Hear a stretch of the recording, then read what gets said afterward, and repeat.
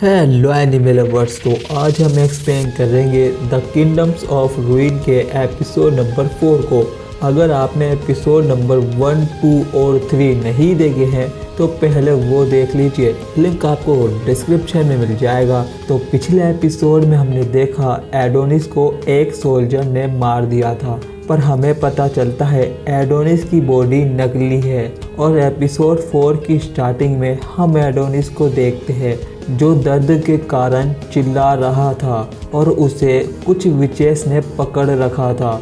और एक विच कहती है, मुझे पता था कोई भी इंसान स्पेक्ट्रल स्पेस टेलीपोर्टेशन से नहीं सकता।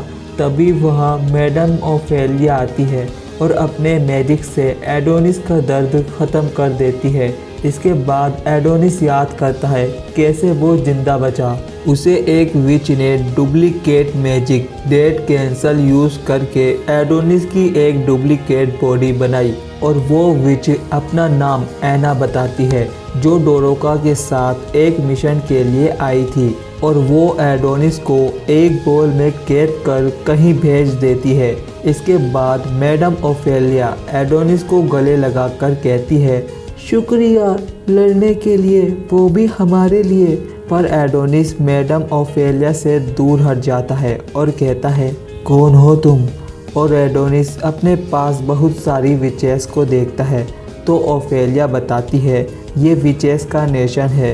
इसके बाद एक विच एडोनिस को नेशन में घुमा रही थी तो एडोनिस देखता है इस जगह पर विचेस सेफ है और ये जगह विचेस के लिए बढ़िया है। तभी दो विचेस एडोनिस से उसका हालचाल पूछती है तो एडोनिस कहता है वो सही है। और दोनों विचेस एडोनिस को क्लोई के बारे में बताती है।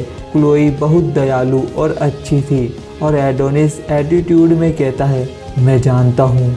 इसके बाद एडोनिस ओफेलिया से मिलता है और कहता है, तुम मेरे साथ क्या करने वाले हो?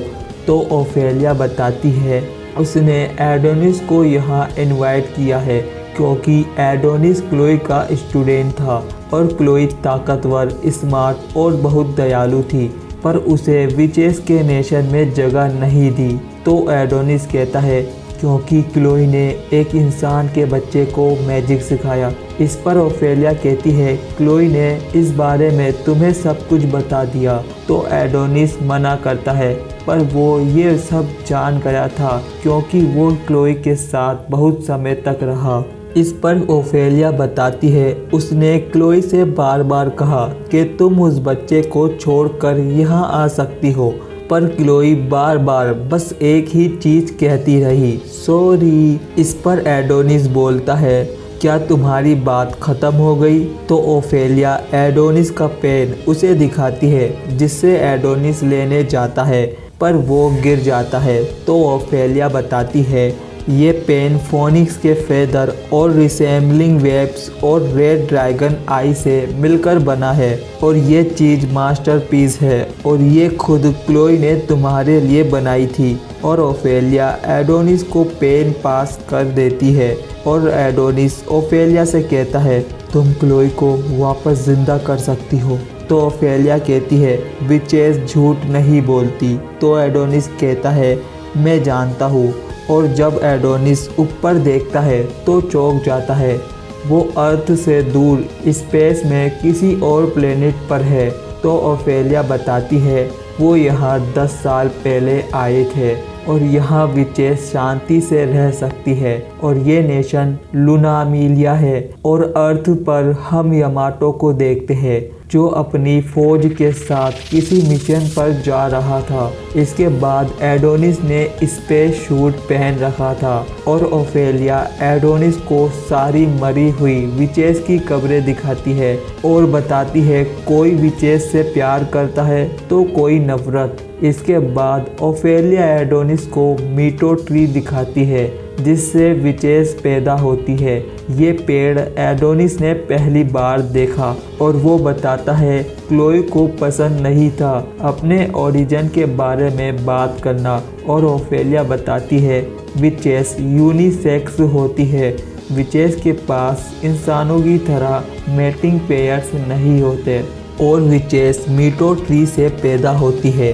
पर उनके पास सिर्फ एक ही ट्री बचा है, क्योंकि इंसानों ने सारे मीटो ट्री जला दिए और इस ट्री से विचेस का बर्थ और विचेस रीजनरेट होती है। और एडोनिस ट्री में एक विच को देखता है तो उसे लगता है वो क्लोई है, तो ओफेलिया बताती है वो क्लोई नहीं है, वो एक विच है जो पैदा होने वाली है और एडोनिस अपने मैजिक से उसे क्लोई बना सकता है। इसके बाद ओफेलिया बताती है जब तुम तैयार हो तो बता देना, सेरेमनी जब स्टार्ट करेंगे। इसके बाद एडोनिस लेटा था, तभी वहाँ ऐना आती है और एडोनिस कहता है तुम ही ने मुझे बचाया था। तो ऐना कहती है तुम्हारे कारण डोरोका मर गई। इस पर एडोनिस कहता है ये मेरी दिक्कत नहीं है और ये सब तुम्हारा प्लान था, तो मेरे ऊपर अपना गुस्सा मत निकालो।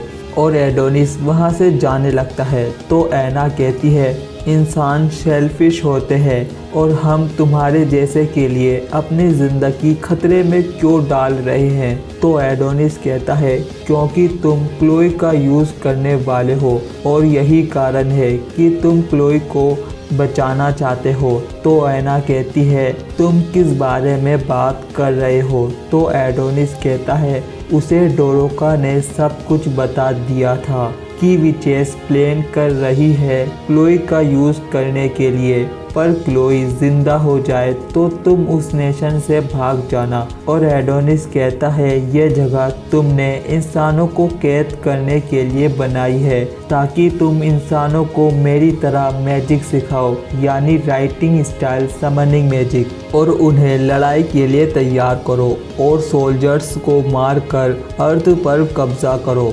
और क्लोई ही ये पेन बना सकती है, इसलिए वो क्लोई को जिंदा कर रहे हैं। और ऐना कहती है वो इस जानकारी के साथ क्या करेगा, जिस पर एडोनिस कहता है पहले वो क्लोई को जिंदा करेगा और जो क्लोई कहेगी वो वही करेगा। अगर क्लोई तुम्हें इनकार करेगी तो विचेस भी मेरी दुश्मन हो जाएगी।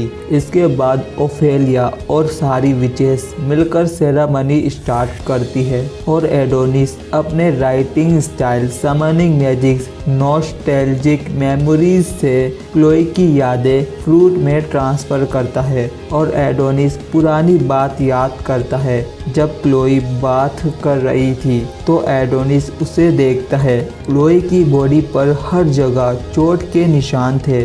तो क्लोई कहती है एडोनिस तुम्हें लेडीज़ को बात करते हुए नहीं देखना चाहिए, जिस पर एडोनिस शर्माता शर्माता कहता है मैं नहीं देख रहा। और क्लोई रोते रोते एडोनिस को थैंक्स बोलती है उसके साथ रहने के लिए, क्योंकि अकेले वो इस दुनिया में नहीं जी सकती थी। और पेजेट में एडोनिस क्लोई को आई लव यू बोलता है और फ्रूट में से एक विच निकलती है जो और कोई नहीं बल्कि डोरोका थी। और यह एपिसोड यहीं पर एंड होता है और अगला एपिसोड में हमें पता चलेगा फ्रूट से क्लोई के बदले डोरोका क्यों निकली। और वो देखने के लिए मेरे चैनल को सब्सक्राइब कर बेल आइकन ज़रूर प्रेस करें ताकि आपसे हमारी कोई भी वीडियो मिस ना हो।